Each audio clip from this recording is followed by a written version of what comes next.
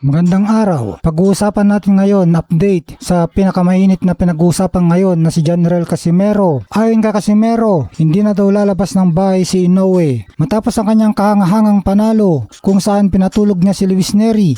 Muling nagpakawala ng maanghang na salita si General Cuadro Alas Casimero laban sa kanyang matagal ng karibal na si Naoya Monster Inoue. Ayon sa mga kumakalat na post at ulat sa boxing community, tahasang sinabi ni Casimero na sa ginawa ko kay Nery, mas lalong matatakot si Inoue, hindi na yon lalabas ng bahay. Ginamit ni Casimero ang kanyang naging performance laban kay Nery upang patunayan na nananatili ang kanyang bagsik at lakas. Sa kanyang tingin, ang impresibong knockout victory na ito ay sapat na upang takutin ang Japanese undisputed champion. Kilala si Cuadro Alas sa paggamit ng trash talk upang kaladkarin ang mga kalaban sa ring o kaya naman ay makuha ang atensyon ng media at mga fans. Ang hirit na hindi nalalabas ng bahay ay hirit niya upang palabasin na iniiwasan siya ng kampo ni Inoue. Dahil umakyat na ng timbang si Casimero, featherweight, tila hinahamon niya si Inoue na sumunod sa mas mataas na division kung talagang handa na itong harapin siya. Bagamat sinabi kamakailan ni Casimero na mas interesado siya sa mga kampyonato at sinturon, belts, kaysa kay Inoue mismo, hindi pa rin niya napigilang mag-iwan ng maanghang na patutsada tuwing nababanggit ang pangalan ng monster ng Japan.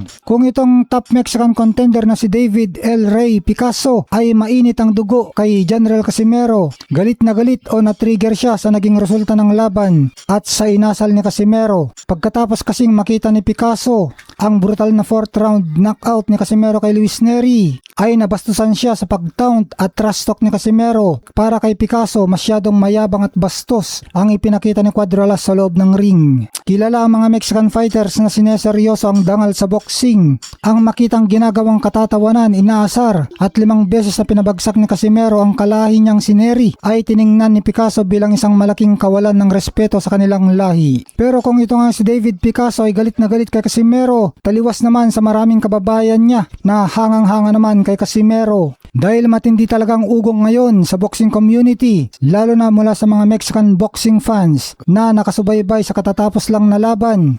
Matapos pabagsakin ni Casimero si Luis Nery via 4th round knockout nitong Hunyo 6, 2026, marami talagang banyaga at Mexican fans ang napanganga at nagkumpara sa kanya kay Iron Mike Tyson. Kilala si Mike Tyson sa pagwawakas ng laban sa unang round pa lang gamit ang pambirang bagsik. Sa laban kay Nery, unang 30 segundo pa lang ng round 1, pinatumba na agad ni Casimero si Nery gamit ang isang pamatay na left hook. 3 beses pinadapa ni Casimero si Nery sa unang round pa lang na nagpapaalala sa mga fans sa mga klasikong pananalasa ni Tyson noong dekada 80. Si Luis Nery ay kilalang matibay na Mexican warrior. Siya nga ang nakapagpabagsak kay Naoya Inoue noong 2024. Kaya para sa mga Mexican fans, ang makitang 5 beses na knockdown, naluhuran at dapaan ni Nery ang lona bago itigil ang laban sa round 4 ay patunay na ang lakas ni Casimero ay hindi pangkaraniwan sa timbang na yun. Ang bawat lapat ng suntok na Cuadro Alas ay may intent to destroy.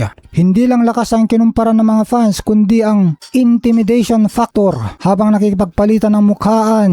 Nagkaroon pa nga ng knockdown si Nery laban kay Casimero sa wild na round 2. Hindi umatras si Casimero. Ang pagiging agresibo, pag-abante habang bumubugbog at ang pagkauhaw sa knockout ang dahilan kung bakit tinawag siyang Mala Tyson ng ilang analyst at fans sa X, Twitter at YouTube. Malaki ang respeto ng mga Mexican sa mga boksingerong may killer instinct at may pusong palaban. Kahit kalahin nila si Nery, marami ang humanga kay Casimero dahil ipinakita niya ang tunay na kahulugan ng Mexican style boxing. Walang takot na makipagsabayan at may pamatay na power. Dahil sa malabomba niyang panalo kay Nery, lalong naging maingay ang hamon ni Casimero para sa monster ng Japan. Sa tingin mo, matapos ang nakakatakot ng performance na ito ni Cuadro Alas, may rason na ba para matakot sa kanya si Naoya Inoue?